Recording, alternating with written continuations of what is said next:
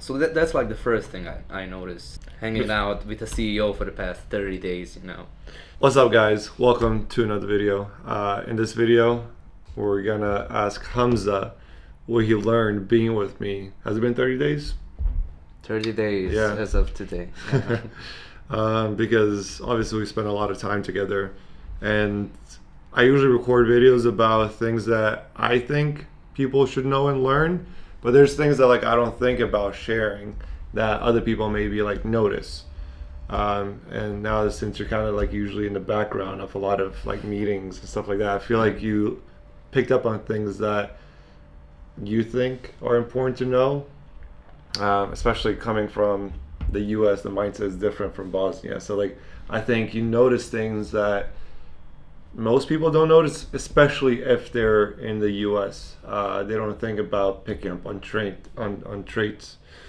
So first of all, you excited for this video? I'm excited. I've been waiting for this video the past 2 days since we agreed on the topic. So yeah, I first want to introduce myself. My name is Hamza. I'm the man behind the camera. I should introduce you, but it doesn't matter. You can do it. It's good. You already did. So I'm the guy behind the camera. I do all the filming and edits and everything. And like my first touch with videography actually came when I was like 8 or 9 years old, because we had this like small camera, and I would just record myself like playing skits from the movies and stuff like that. But I didn't know how to edit those whatsoever. I just recorded them. And then came like 2014, 2015, like vlogs became ultra popular on YouTube. And I decided, okay, let me try this because it seemed interesting to me. And like, it got some friction. Like I got, after like 3 years of filming vlogs, over 100 vlogs, I got like 5.5 thousand subscribers, which was Well, good. did you do 100 vlogs? Yeah. You posted 100 vlogs on 100 YouTube? vlogs. I thought it was a lot less. That's amazing. Yeah, I thought so, but like I went through some of my videos a couple of days ago, and like I see, because I use on some videos I used to put like episode 75, and I was like, what the hell, 75 like vlogs. Yeah. It came up to 100 later. So yeah, it's been like 10 years since the first vlog. No, 11 years since the first vlog I did. Yeah.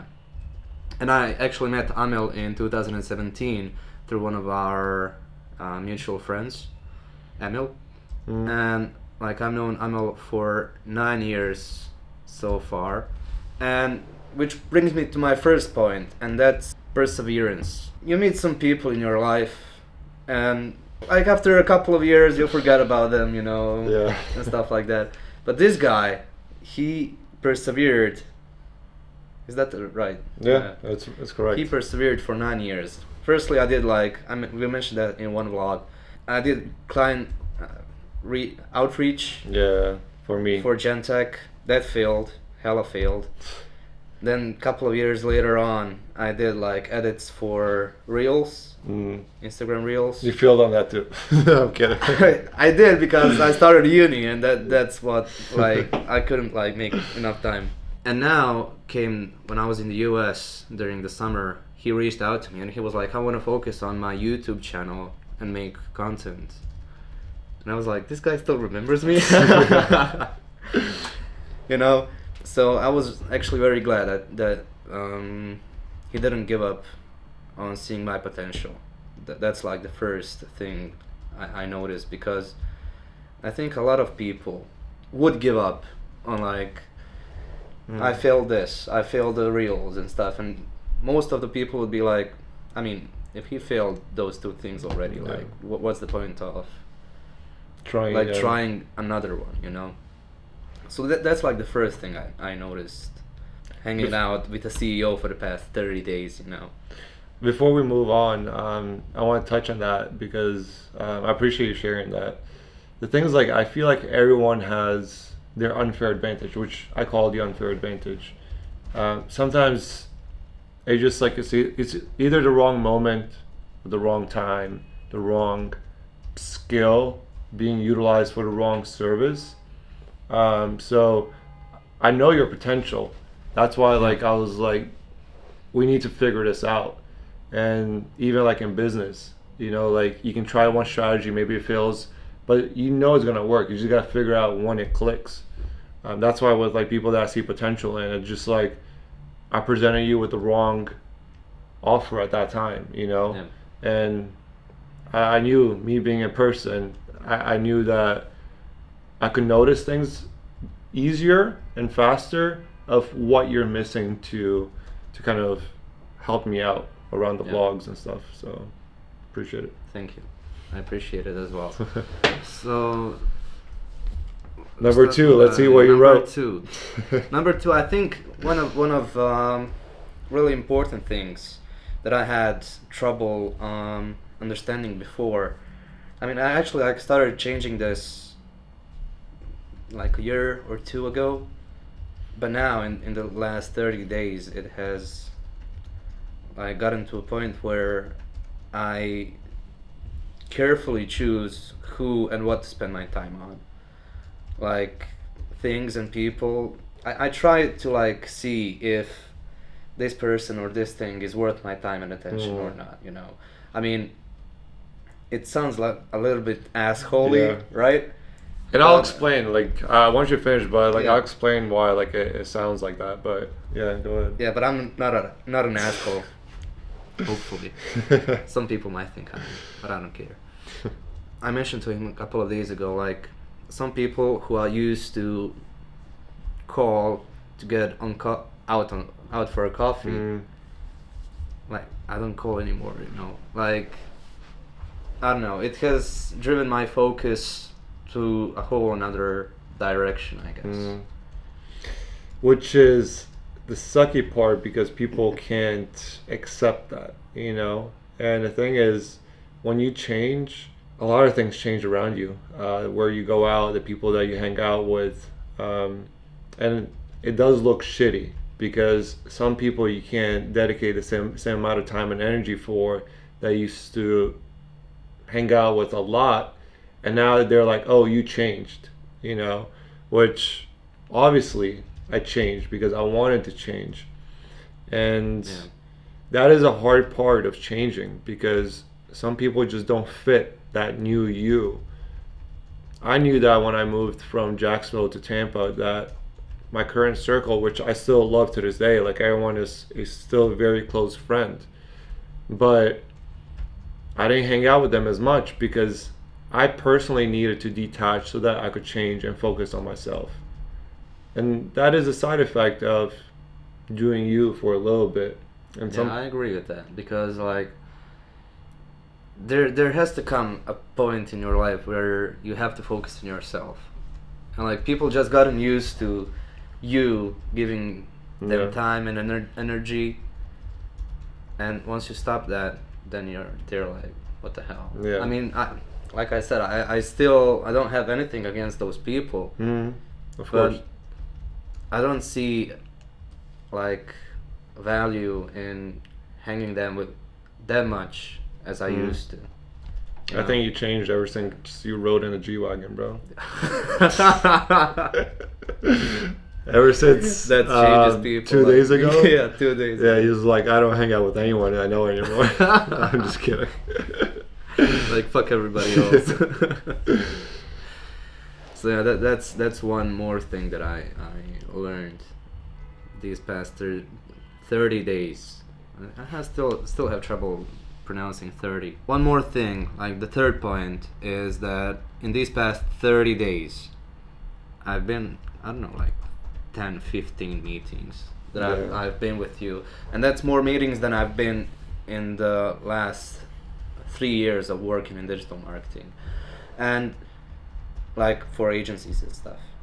And I've learned, like, you talked about it in some of the previous vlogs, how meetings in Bosnia actually go. Like, first you have like 10 minutes of chit chat, and then 15 minutes, and then you move on to the business part.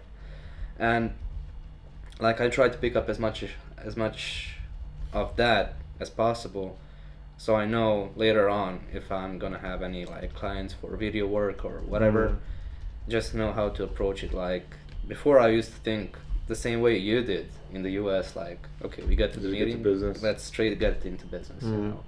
but obviously it's not like that. So that's one more thing, and I'm really grateful for how it's like in which direction this is going, you know. I mean, that's So, yeah. that's one thing I had to learn as well with meetings, because you kind of learned it at the same time I learned it, Yeah. right? Because even for me, it's still like an adjustment. Because I'm still to this day, I'm like, let's just get to the point.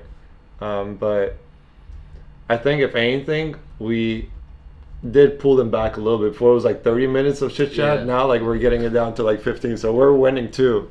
Step by step. Because like the Bosnians are already like kind of getting used to like the American mentality of business. Like, let's just get to the point. Yeah. I like it. Let me ask you this: in regards to just marketing overall, because I know you were in the marketing space. What's something that stood out to you that you learned?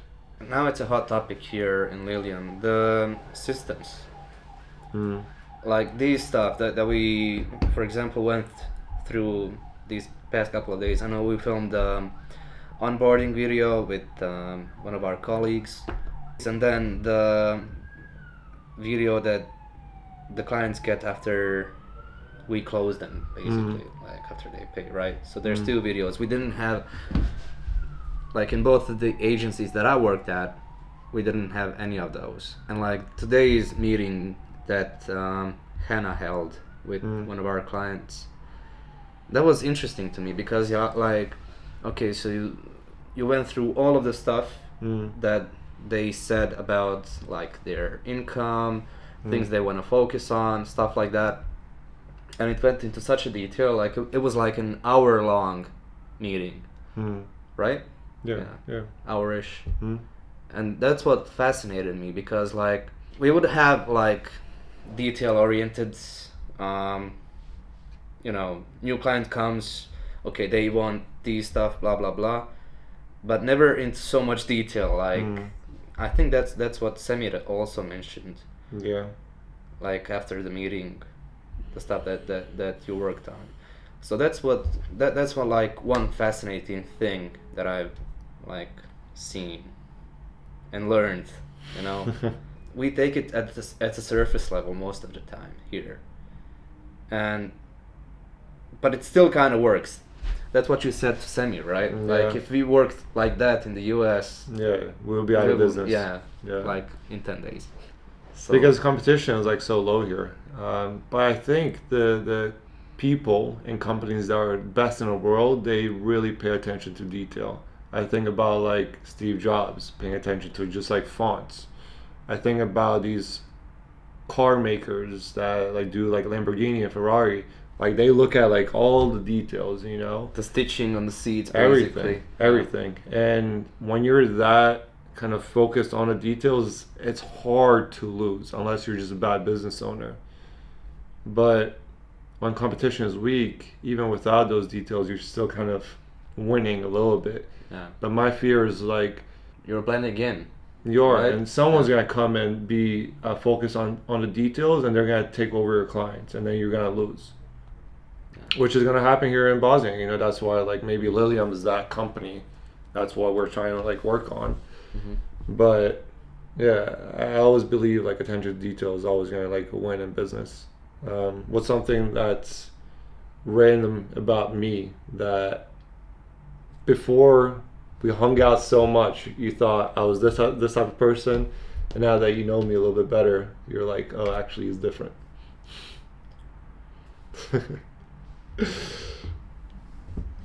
You can say if it's like really, you're like, I thought you were an asshole, you still are. No. It's about humbleness, you know. Like honestly, before, I mean, you have all the like base to show off. Like you know what I'm talking about. And the fact that you choose not to, I mean, he basically said to me like he doesn't want to make vlogs flashy, you know. And that's what I like really respect with people who have all the grounds to be as flashy as they can, but they still choose not to. And I think that's like one really good trait or trait, yeah, personality trait. That's what I want. I appreciate it. Yeah. I appreciate it. No, like this is completely honest. Like, but before, I don't know, like what, 3 or 4 years ago, I think you were flashy a bit, you know.